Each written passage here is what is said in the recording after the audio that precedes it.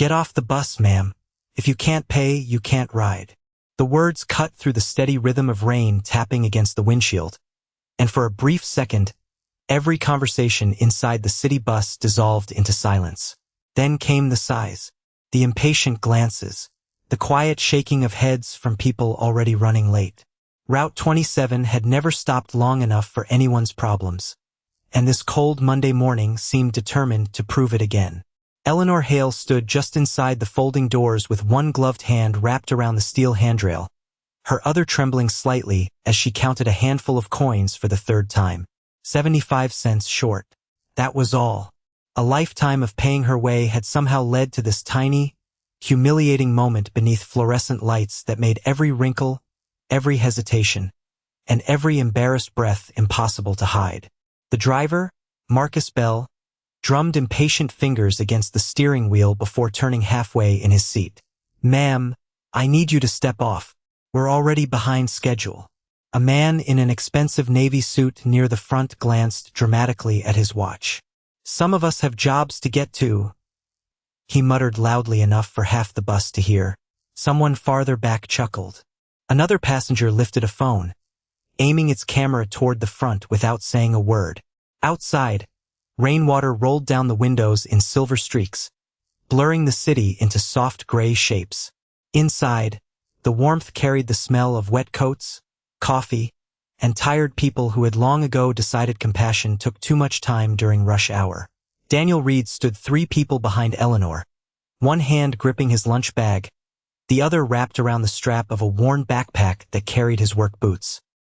His employee badge from St. Matthew's Hospital swung lightly against his faded blue jacket as the bus rocked gently at idle. He glanced toward the digital clock above the windshield. 7:42. If the bus moved now, he could still make it to the maintenance shop with only minutes to spare. One more late arrival this month, and his supervisor had warned him there would be consequences. Lily's smiling school picture peeked from inside the clear sleeve of his badge holder. 8 years old. Missing another paycheck wasn't an option. Marcus cleared his throat louder this time. "Ma'am, I'm asking you one last time." Eleanor nodded almost apologetically. "I thought I had enough." "I'm sorry." She began gathering the scattered coins back into her small coin purse, each quarter clicking softly against the others like tiny reminders that dignity could disappear one piece at a time. Daniel looked down once more at his watch. Then he looked at Eleanor. Without another word, he stepped forward.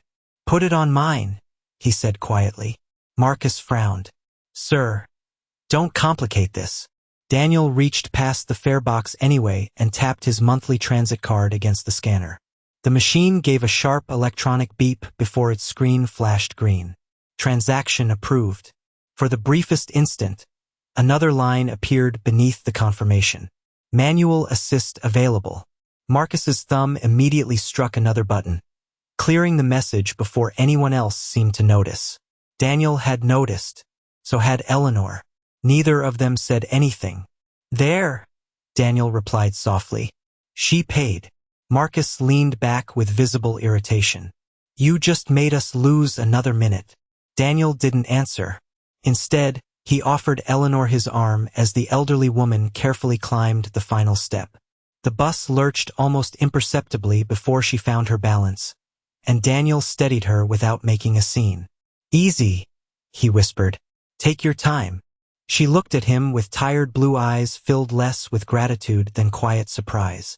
"You're going to be late," she said. Daniel smiled faintly. "Maybe. Then why stop?" He glanced toward the rain-covered streets outside. "Because getting somewhere on time doesn't matter much if someone else never gets there at all." A few passengers rolled their eyes. Someone near the back laughed under their breath.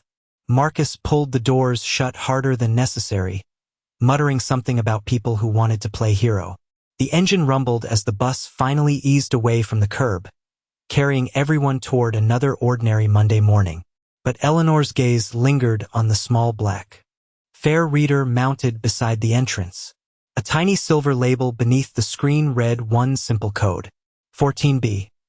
She quietly committed it to memory while Daniel walked toward the rear of the bus, unaware that the little green beep everyone else had already forgotten had just become the first piece of evidence in a story that would eventually force an entire transit company to confront the truth.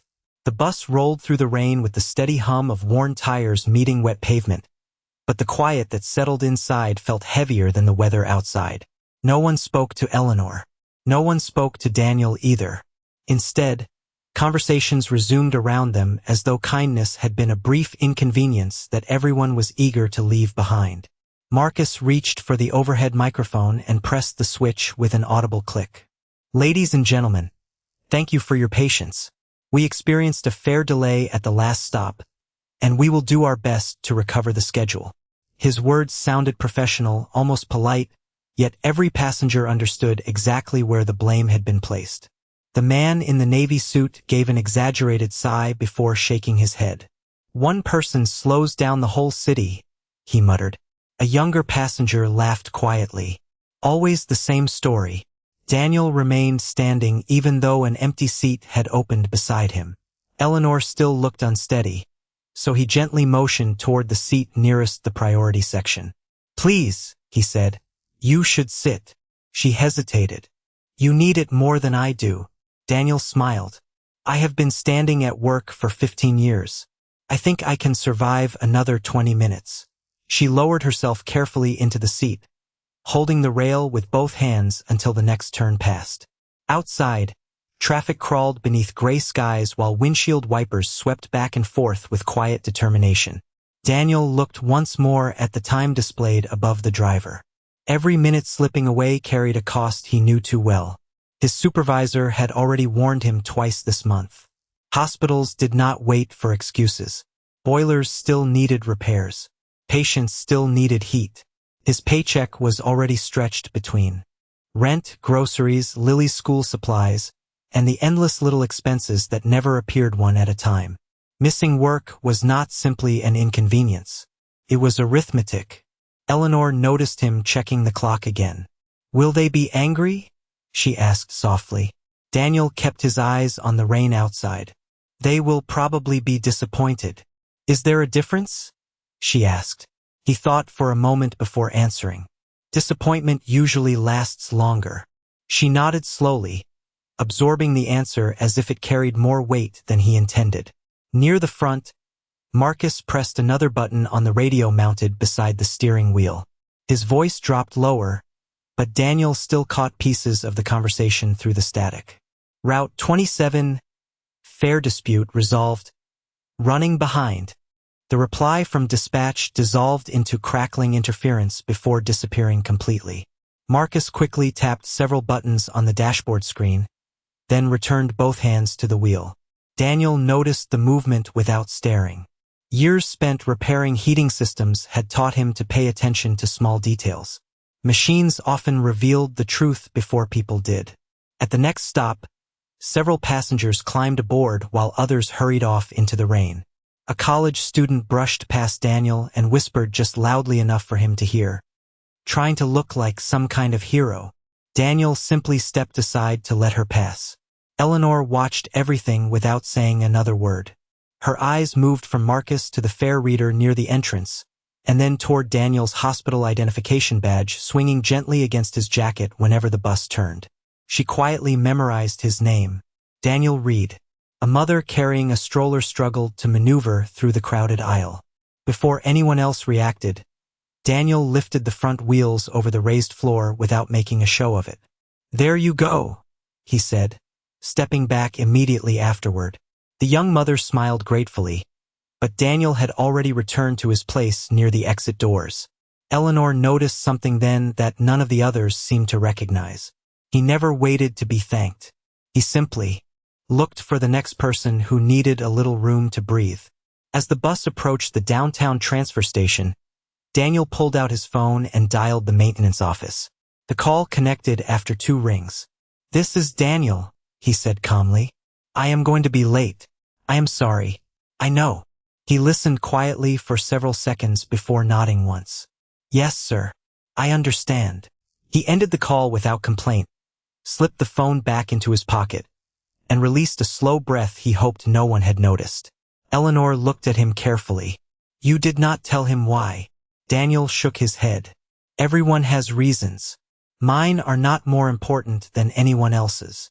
Before she could respond, the bus slowed sharply toward the next stop. Marcus reached for the microphone again, announcing the transfer station. Daniel picked up his lunch bag and prepared to step off, believing the morning's small act of kindness had already disappeared into another ordinary commute. He never noticed Eleanor quietly removing a folded transfer receipt from her coat pocket, studying the printed numbers one more time, and slipping it carefully back inside as though it were something far more valuable than a simple piece of paper. The doors folded open with a soft hiss at the downtown transfer station, and commuters poured onto the wet sidewalk without looking back. Daniel stepped into the chilly morning air, adjusted the strap of his backpack, and started toward the pedestrian bridge that connected the transit terminal to the hospital district. He had taken only a few steps before he heard a hesitant voice behind him. "Excuse me." He turned to see Eleanor standing beneath the shelter, looking from one route map to another with quiet uncertainty. The rain had blurred several of the printed schedules beneath the protective glass, and construction signs covered part of the walkway leading toward the secondary platforms. "Are you trying to find another bus?" Daniel asked. She offered an apologetic smile. "I have not ridden this route in years. Everything seems different now." Daniel glanced toward the hospital clock tower rising several blocks away. He was already late. Every second he remained here made the conversation with his supervisor more difficult. Yet when he looked back at Eleanor, he saw not confusion alone but the unmistakable expression of someone trying very hard not to become another person's burden. "Which route do you need?" he asked. She unfolded a small piece of paper from her coat pocket. "The Green Line shuttle." Daniel studied the temporary construction signs for only a moment before pointing toward the opposite side of the terminal. "They moved those buses last week because they are repairing the east platform. Come on. I will walk you over." "You really should not," Eleanor replied. "You have already done more than enough." Daniel smiled gently. "If I leave you here, I will spend the rest of the day wondering whether you found it. That takes longer than walking." Together they crossed the slick concrete bridge while streams of commuters hurried around them without slowing down. Daniel naturally matched Eleanor's pace, never rushing her even as he occasionally glanced toward the distant hospital. A city bus roared beneath the bridge, spraying water across the curb as it disappeared into traffic. Eleanor noticed Daniel silently calculating time with every passing minute, but he never suggested they move faster. At the end of the bridge, they reached the relocated shuttle stop where several passengers already waited beneath a covered shelter. Daniel checked the digital sign overhead to make sure the Green Line would arrive within 5 minutes. Only then did he relax slightly. "This is your stop," he said. "The driver usually lowers the front entrance for anyone who needs a little extra time getting on." Eleanor looked at him with thoughtful eyes. "You seem to know this system very well." Daniel shrugged. "When you depend on it every day, you start remembering the little things." She reached into her handbag as if searching for something. Daniel immediately shook his head before she could speak. "Please do not worry about paying me back." She stopped and closed the bag again. "I was not looking for money." Instead, she carefully removed the transfer receipt she had been carrying since boarding Route 27. Tiny black numbers stretched across the faded paper. Vehicle 2714. Fare rider 14B. Driver identification MB 118. Time 7:42 a.m. She studied it for another brief moment before folding it neatly and placing it back inside her coat. Daniel noticed the receipt but thought nothing of it. To him, it was simply another transfer ticket. To Eleanor, it had already become something else entirely. "May I ask your full name?" she said. Daniel hesitated only a second. "Daniel Reed."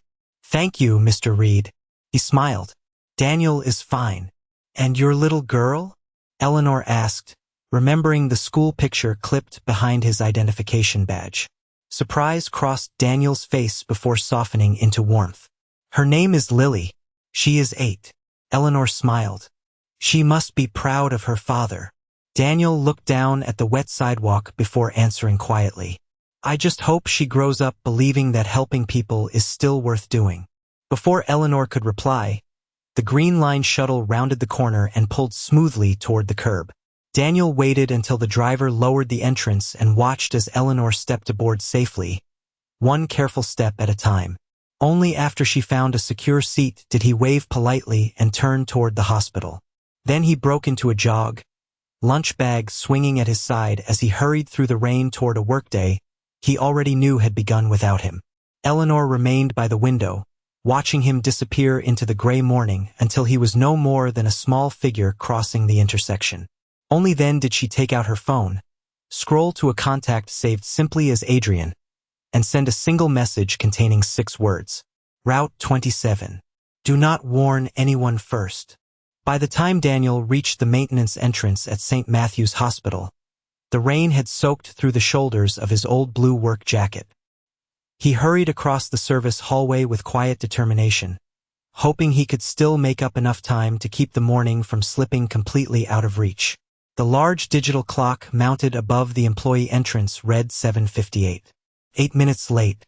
He already knew what waited behind the workshop door before he even opened it. His supervisor, Carl Henderson, looked up from a clipboard with the expression of a man who had delivered the same warning too many times. Daniel, he said calmly, this is the 3rd time this month. Daniel nodded before Carl could continue. I know. I am sorry. Carl folded his arms but did not raise his voice. You are one of the best maintenance technicians I have. The boilers trust you more than half this building does. But schedules matter because patients depend on us. Daniel accepted every word without argument. You are right. Carl slid a written attendance notice across the workbench. Company policy says I have to document it. Daniel picked up the pen and signed the form without asking for an exception. He did not mention the elderly woman. He did not explain the fare dispute. He did not describe the rain, the delayed bus, or the decision that had cost him 8 precious minutes. Some choices were made because they were right, not because they deserved applause afterward. Carl watched him quietly. Anything you want to tell me? Daniel shook his head with a faint smile. Just that I will work a little harder today. Carl sighed before handing him the day's repair list. Go keep the heat running. Daniel headed down the mechanical corridor carrying his toolbox while the familiar sounds of pumps, pipes, and ventilation systems gradually replaced the noise of the morning commute. Meanwhile, across town, Eleanor arrived home to a quiet brick house lined with maple trees that had already begun shedding early autumn leaves across the driveway. The home looked comfortable but unremarkable from the outside. No security gate, no waiting staff, nothing that hinted at the influence quietly connected to its owner. She removed her damp coat, placed the folded transfer receipt carefully on the kitchen table, and poured herself a cup of tea before reaching once again for her telephone. The call connected almost immediately. Good morning, Mother, Adrian answered. His voice carried the calm confidence of someone accustomed to solving difficult problems before lunch. Did everything go well? Eleanor looked through the rain-speckled window for several long seconds before replying. No. Silence followed. Adrian rarely heard that tone from her. Tell me what happened. She described every detail carefully, never exaggerating, never raising her voice. She explained the missing 75 cents, the impatient passengers, the driver, and the stranger who had quietly paid her fare despite clearly risking something important. Adrian listened without interrupting. When she finished, he spoke thoughtfully. I am sorry you experienced that. Eleanor answered almost immediately. Do not apologize yet. Why not? Because a story is not proof. Adrian leaned back in his office chair, surprised to hear his own words reflected back at him. Throughout his career, he had insisted on evidence before emotion, reports before conclusions, facts before accusations. His mother understood that better than anyone. Do you think you misunderstood the situation? He asked. No, Eleanor replied softly. But I also know memory has limits. I want you to find out exactly what happened before anyone changes a single thing. Adrian opened his laptop and entered the route number she had texted earlier. Which bus? Vehicle 2714. Driver. Marcus Bell. Time. Eleanor unfolded the transfer receipt once more. 7:42 this morning. Adrian typed every detail into the incident request system. Before he could submit it, another notification appeared on his screen. Victor Crane, Regional Operations Director, had already sent a preliminary report regarding a minor passenger disturbance on Route 27. Adrian frowned. That was unusually fast. He opened the report. According to the summary, an aggressive male passenger had delayed departure by arguing with the driver after another rider failed to pay full fare. The incident had been resolved professionally with minimal disruption. Adrian read the paragraph twice before looking back at his mother through the video call. That is not what you described. Eleanor remained perfectly calm. Then one of us is missing part of the truth. Adrian rested his fingers on the keyboard without pressing another key. The report had arrived before he had even requested one, and somehow it already contained a polished explanation prepared for review. Outside his office window, buses continued moving through the city exactly on schedule, but for the first time in years, Adrian wondered whether the numbers appearing on his daily performance dashboard were telling him the whole story or merely the version someone wanted him to believe. The following morning began long before sunrise for Adrian Hale. Instead of heading directly into executive meetings, he sat alone in his office with a cup of untouched coffee, studying the incident report that had arrived with suspicious speed. The words looked polished, almost rehearsed. Every sentence sounded certain. Every conclusion had already been reached. Yet the certainty bothered him more than the complaint itself. He opened the operating dashboard for Route 27 and requested the original vehicle logs rather than the summarized report. Within seconds, another message appeared. Access restricted. Contact regional operations. Adrian leaned back slowly. As owner of the company, there should have been no barrier between him and raw operational data. He picked up the phone. Victor, could you stop by my office? 10 minutes later, Victor Crane entered carrying a tablet and his usual calm smile. Good morning, Adrian. I was already preparing a summary for you. Adrian looked up from his screen. I would rather see the original records. Victor nodded politely without hesitation. Of course, although I should mention it was a routine fare disagreement. The driver followed protocol, and one passenger unnecessarily escalated the situation. Adrian remained expressionless. Did you review the vehicle data yourself? Yes. Personally, I did. Adrian folded his hands together. Interesting. I requested the original logs 2 minutes ago, and the system says they are restricted. Victor's smile faded only slightly. That is simply a security setting. We do not want incomplete technical information creating confusion. Adrian did not argue. Instead, he asked another question. How long was the delay? About 2 minutes. Caused by whom? The male passenger. Victor answered so quickly that the words almost overlapped the question. Adrian quietly made a mental note. Across town, Daniel spent his morning replacing a failing circulation pump in the pediatric wing. Steam pipes echoed softly through the mechanical room while he carefully tightened a valve and checked the pressure gauges one final time. A young nurse stepped inside carrying a clipboard. Everything is warm again, she said with relief. Thank you. Daniel smiled. That is good news. She hesitated before adding, I heard you had a rough morning. Daniel shrugged gently. Tomorrow will be another one. He returned to work without another explanation. By lunchtime, the incident on the bus had already become little more than a forgotten inconvenience in his mind. Lily would need help with her math homework that evening, and the old faucet in their apartment kitchen still leaked. Life had a way of filling every empty space with ordinary responsibilities. Meanwhile, Adrian contacted Naomi Price, an independent compliance inspector who reported directly to the board rather than regional management. Naomi had earned a reputation for trusting records more than opinions and timelines more than titles. She entered Adrian's office carrying nothing but a slim notebook. You asked for an independent review, she said. Adrian slid Eleanor's transfer receipt across the desk. I want every fact connected to this vehicle, this fare reader, and this departure time. Assume everyone, including me, Could be wrong. Naomi examined the faded paper carefully. Vehicle 2714. Fare rider Fortin Bravo. Time 7:42. Driver Marcus Bell. She nodded once. Where would you like me to begin? Adrian answered without looking away from the receipt. Start with the machine. Machines usually remember what people forget. That afternoon Naomi logged into the maintenance archive rather than the operations database. Unlike written reports, electronic equipment quietly recorded every transaction without emotion or embarrassment.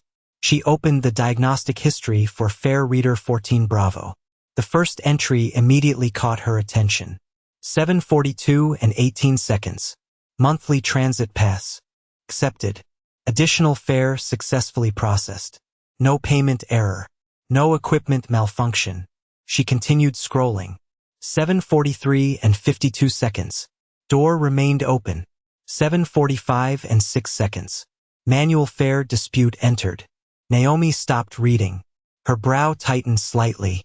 According to the official report, the fare dispute had caused the delay before payment was completed. According to the machine itself, payment had already been accepted more than 90 seconds before the dispute was officially recorded.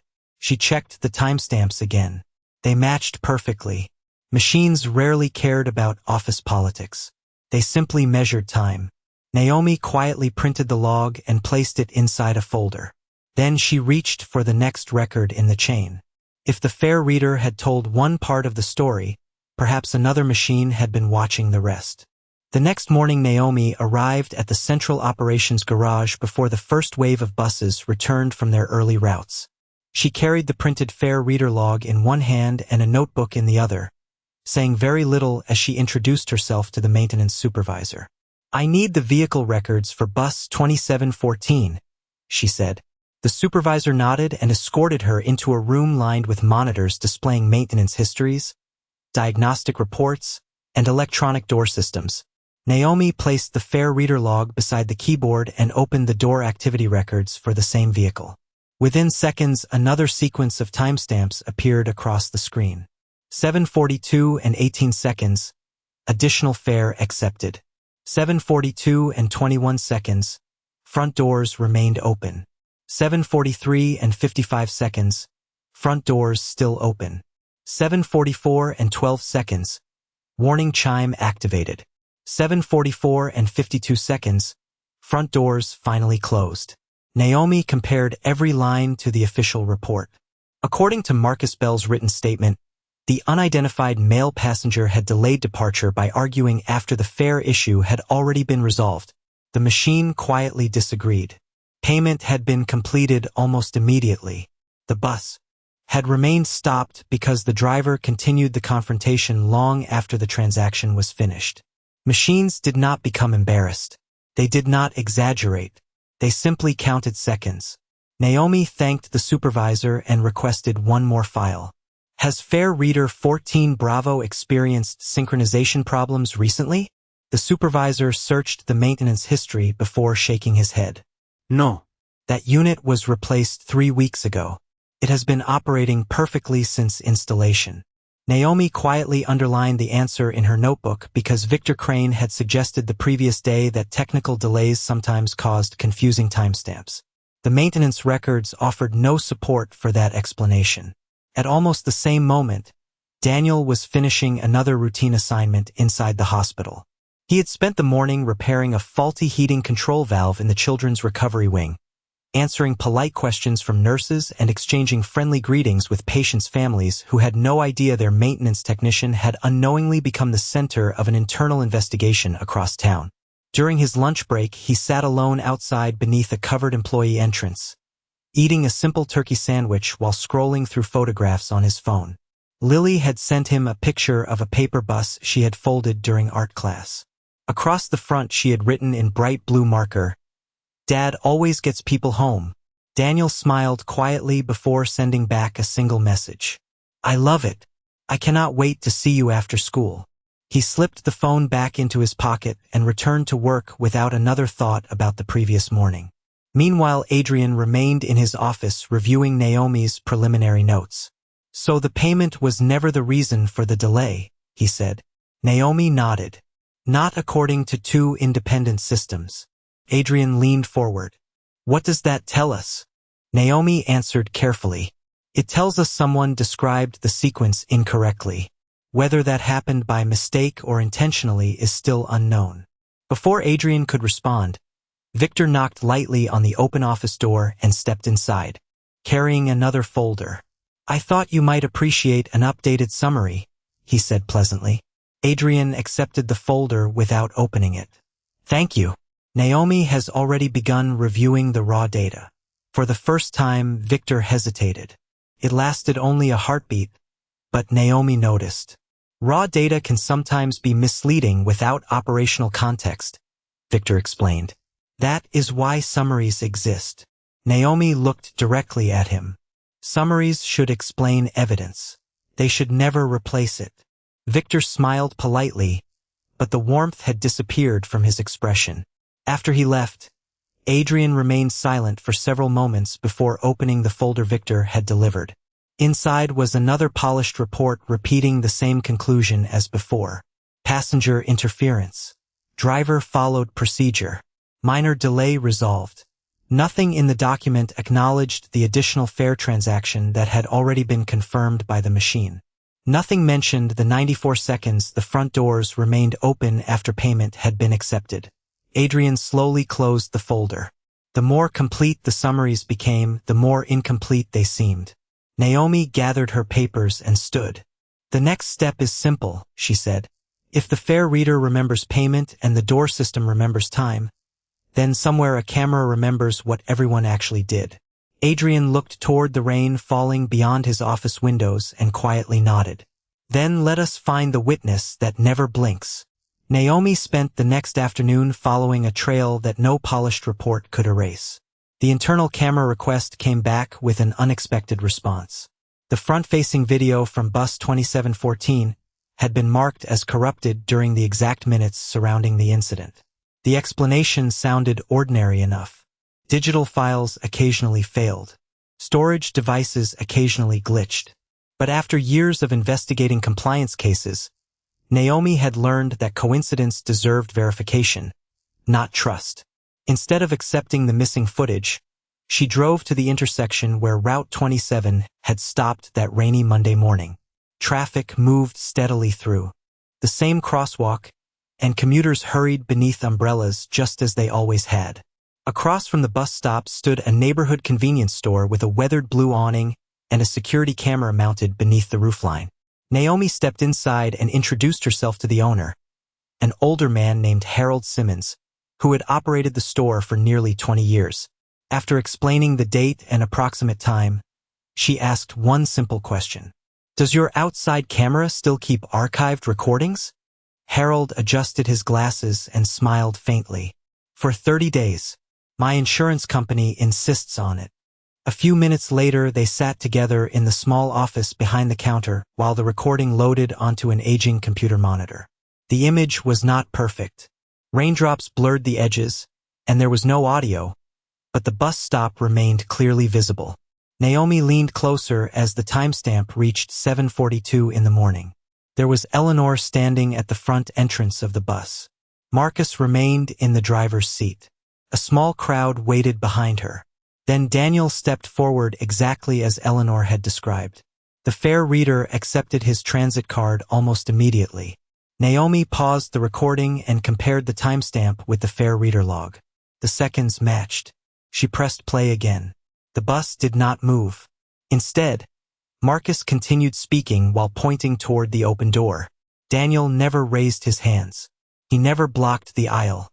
He simply remained beside Eleanor as she carefully climbed aboard. The recording showed another detail no written report had mentioned. Just as the bus began creeping forward, Eleanor had not fully settled herself. Daniel instinctively reached out to steady her before she lost her balance. Naomi replayed that moment 3 times. It lasted barely 2 seconds, yet it completely changed the meaning of everything that followed. The bus had not been delayed because Daniel argued.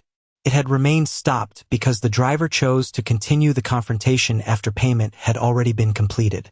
Naomi thanked Harold and requested a secure copy of the recording. He gladly provided it. As she prepared to leave, Harold remembered something else. You know, he said thoughtfully, that fellow in the blue jacket catches the bus here all the time. Kvietman. Always helping somebody. Last winter he pushed a stranger's stalled car out of the intersection before catching the next bus. Naomi smiled politely but made no note of the comment. Character mattered, but stories still needed evidence. Back at headquarters, Adrian watched the convenience store footage without speaking. The room remained silent until the video ended. Finally, he looked toward Naomi. This confirms the payment. Confirms the delay. It confirms my mother's account. Naomi nodded. 3 independent sources now tell the same story. The fair reader, the door system, the outside camera. Adrian folded his hands together. Then why was the bus camera marked as corrupted? Before Naomi could answer, another notification appeared on her laptop. She had requested access logs for every file connected to bus 2714. One entry immediately stood apart from the others.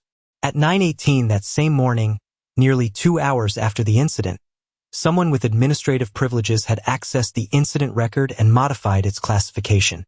Naomi enlarged the screen. The user credentials belonged not to Marcus Bell, not to dispatch, and not to technical support. The account belonged to the Office of Regional Operations. Adrian slowly read the name attached to the authorization. Victor Crane. Neither of them spoke for several long seconds. Outside the office windows, another city bus pulled away from the terminal exactly on schedule, carrying dozens of passengers who believed the system beneath them worked exactly as it appeared. Inside the quiet conference room, however, one simple security log had transformed an unfortunate misunderstanding into something far more troubling. Because machines could forget files, cameras could fail, and memories could fade. But it was much harder to explain why someone would quietly rewrite the story after the truth had already been recorded. Adrian did not sleep much that night. The convenience store recording, the fair reader log, the door system, timestamps, and the administrative access record all rested inside a single folder on his desk. Yet instead of bringing clarity, each new piece of evidence uncovered a larger question. Early the next morning, he asked Naomi to continue digging, not for another explanation of one difficult commute, but for every complaint connected to Route 27 during the previous 18 months. Naomi entered the archive room where thousands of customer reports had been stored, categorized, and eventually forgotten. She searched for accessibility complaints, elderly passenger reports, delayed boarding, and fare disputes. At first, the files appeared unrelated. Different names, different dates, different weather. But after reading dozens of reports, a pattern quietly emerged. Complaints describing elderly riders being rushed off buses had frequently been reclassified as passenger delay incidents. Reports involving people using walkers or wheelchairs had often been summarized as schedule disruptions rather than service concerns. The words changed just enough to make the problems disappear from executive dashboards. Naomi spread the printed reports across a conference table and began highlighting repeated phrases. Operational interference. Passenger-caused delay. Schedule recovery successful. The language was almost identical, even when the stories underneath were completely different. She carried the stack into Adrian's office without saying a word. He needed only a few minutes to recognize what she had found. "This is not one isolated incident," he said quietly. Naomi nodded. "Someone has been changing the story long before your mother boarded that bus." Adrian slowly opened another report. Then another. Every page felt less like paperwork and more like a mirror reflecting a company he no longer recognized. At the same time, Daniel continued living the ordinary life he believed had returned to normal. After finishing work, he walked 2 blocks to Lily's elementary school, arriving just before the afternoon dismissal bell. Lily spotted him immediately, smiling as she ran across the sidewalk carrying her backpack almost as large as she was. "Dad," she called happily, "I got every spelling word right." Daniel laughed and accepted the folded paper she proudly handed him. "I knew you would." As they walked home together beneath clear skies that had finally replaced the week's rain, Lily noticed an older man struggling to carry 2 grocery bags across the street. Before she could say anything, Daniel stepped forward, picked up one of the bags, and walked beside the stranger until they reached the apartment entrance. The older man thanked him several times. Daniel simply smiled, wished him a pleasant evening, and returned to Lily without expecting another conversation. "You help everybody," Lily said. Daniel looked down at her with gentle amusement. "Not everybody. Almost everybody." He squeezed her shoulder softly. "People usually remember how you made them feel long after they forget your name." Several hundred yards away, neither of them noticed a dark sedan waiting quietly beside the curb. Adrian sat inside wearing an ordinary jacket instead of a business suit, watching through the windshield. He had followed Daniel after work, not to invade his privacy, but to answer one question that no report could resolve. Was the kindness on the bus unusual, or was it simply who Daniel had always been? Adrian watched Daniel carry the groceries, kneel to tighten the loose strap on Lily's backpack, and laugh as she proudly described her spelling test. There were no cameras, no applause, no audience. Daniel behaved exactly as he had on the bus because he believed no one important was watching. Adrian remained seated long after father and daughter disappeared into their apartment building. Finally, he started the engine, but before driving away his phone rang. The caller identification displayed Victor Crane. Adrian answered calmly. Victor's voice sounded as confident as ever. "I understand you have been reviewing old complaint files. I would advise being careful. Some people know how to perform kindness whenever they think someone influential is looking." Adrian stared through the windshield for several silent seconds. Daniel had never looked toward the parked sedan. He had no reason to suspect anyone had been observing him. Victor, however, somehow seemed certain that Daniel had been under observation at all. Adrian ended the call slowly without another word, because sometimes the most revealing mistake was not what a person denied, but what they somehow already knew. The investigation had quietly reached a point where documents alone could no longer answer the questions waiting beneath them. Every new record pointed toward another person, another decision, another moment when someone had chosen convenience over honesty. Naomi called Marcus Bell and asked if he would meet after his shift.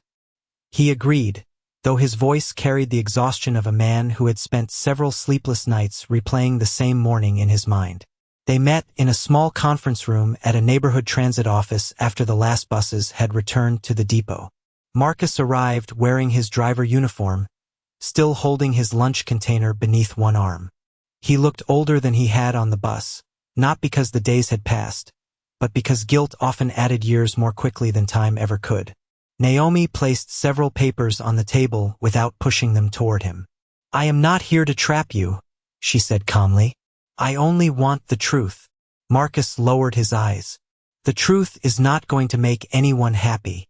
Adrian quietly entered the room and took a seat without speaking. There were no reporters, no attorneys, and no audience waiting to judge anyone. Only 3 people and a table covered with facts. Marcus stared at his hands for a long moment before finally speaking. "I should not have spoken to that woman the way I did." The words came slowly, as though each one carried its own weight. "She was embarrassed enough before I opened my mouth." Naomi nodded but did not interrupt. "After the gentleman paid her fare," Marcus continued, "I could have closed the doors and left immediately. Instead, I kept arguing because I was frustrated about running behind schedule." He released a tired sigh. "That part is on me." Adrian listened carefully. "Did Daniel Reed threaten you?" Marcus looked genuinely confused. "Threaten me? No." He barely raised his voice. "The only thing he said loudly was for me to open the door because the woman was not steady yet." Naomi slid the convenience store photograph across the table. Marcus studied it quietly before nodding. "That is exactly how I remember it." She then placed the fare reader log beside the picture, followed by the door system timestamps. Marcus looked at each page without surprise. "Those machines are right," he admitted. "The reports are not." Adrian leaned forward. "Then why did your written statement describe Daniel as the cause of the delay?" Marcus closed his eyes for several seconds before answering. "Because I rewrote it after I got a call." The room became perfectly still. "Who called you?" Naomi asked. Marcus swallowed carefully. Regional operations. He hesitated again. Victor Crane. Adrian did not react outwardly, but his hands slowly tightened together beneath the table. Marcus continued speaking before anyone else could ask another question. He told me to classify the incident as passenger interference. He said another accessibility complaint would create unnecessary attention while the quarterly performance review was being prepared. Naomi quietly wrote down every word. Did he tell you exactly what to write? Marcus nodded. Not every sentence. Just enough. He reached into his uniform pocket and carefully removed an old digital voice recorder no larger than a deck of cards. After that phone call, I started keeping copies whenever supervisors discussed incident reports. I was afraid one day somebody would need proof that these decisions did not begin with drivers. Adrian looked at the recorder in silence. Marcus placed it gently on the table between them. The conversation from that morning is still on here. Naomi asked one final question. Why did you keep it? Marcus looked toward the rain-covered window before answering quietly.